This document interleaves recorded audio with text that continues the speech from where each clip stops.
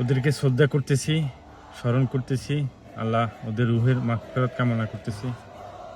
আল্লাহ যাতে ওদেরকে বেহেশতে নসিব করেন, শহীদি মর্যাদা দান করেন। ওরা বাংলাদেশের মানুষের জন্য স্বৈরাচার সরকারের বিরুদ্ধে রুখে দাঁড়াইছে এবং শহীদ হয়েছে। আল্লাহ ওদেরকে বেহেশতে নসিব করুক, ওদেরকে সবাইকে ক্ষমা করে দেখ। আল্লাহ ওদেরকে জান্নাতের উত্তম মাকাম দান করুক। আপনারা বেশি বেশি করে এই শহীদদের জন্য দোয়া করবেন, শহীদদের পরিবারের জন্য দোয়া করবেন, যারা এই ত্যাগের বিনিময়ে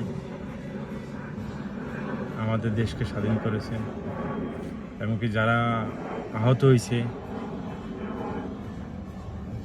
বন্দুকের বুলেট লাগছে, যাদের অনেক হাজার হাজার মানুষ আহত হয়েছে, তাদের কথাও খোঁজ খবর নেয় না এখন আর।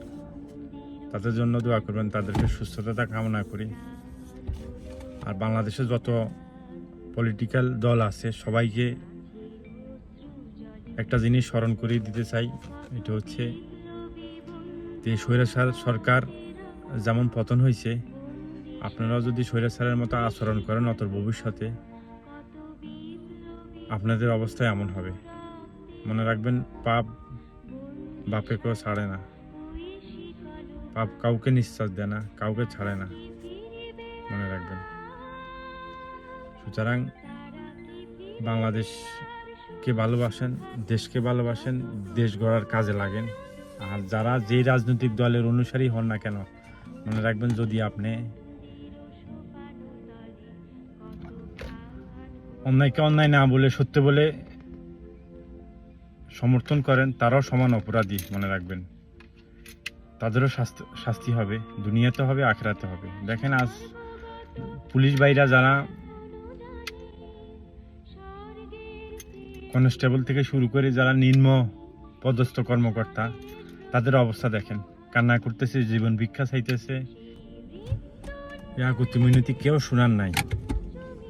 মনে রাখবেন, ক্ষমতা আজ আছে, কাল নাই, কিন্তু আপনার ভালো কাজের ফল আপনি পাবেন, খারাপ কাজের ফলও পাবেন। সুতরাং এই রাজনৈতিক দলের সাথে একমত হয়ে আপনার নিজেকে, নিজের চরিত্রকে, নিজের ইয়াকে বিলীন করে দেওয়া যাবে না। আর আপনাকে যাচাই করতে হবে কোন রাজনৈতিক দল, কোন মতাদর্শ মানুষের কাছে প্রিয়, ওটা আপনাকে বাছাই করে নিতে হবে।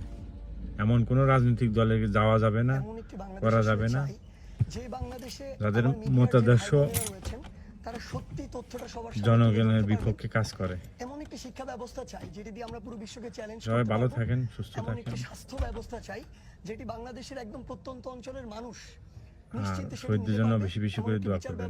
আল্লাহ হাফেজ। যেখানে যেই ধর্মের, যেই বর্ণের, যেই রাজনৈতিক পরিচয় হোক না কেন, নিশ্চিন্তে সত্য একটি বিচার পাবে এবং এমন একটি আইন শৃঙ্খলা রক্ষাকারী বাহিনী চাই যেটি আমার আস্থার জায়গা হবে।